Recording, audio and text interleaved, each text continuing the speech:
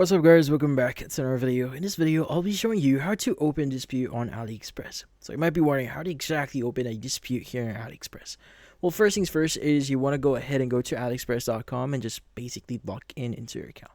Now, from here, you want to go ahead and click on your account at the top right here, and you want to click on My Orders.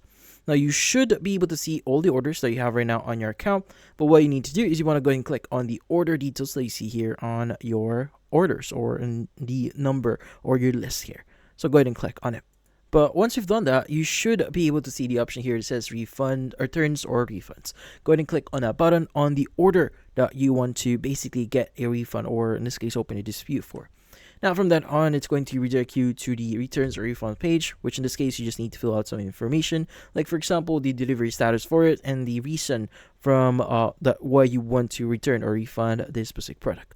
Now, from then on, you should be able to see the refund amount here as well. And also, to prove your case here, you may need to upload some photos or videos. And from then on, just click on submit at the very bottom of your screen in order for you to submit your dispute on AliExpress. But yeah, so in this case, that's about it. So, if you found this video helpful, don't forget to leave a like or maybe subscribe to our channel. Thank you for watching.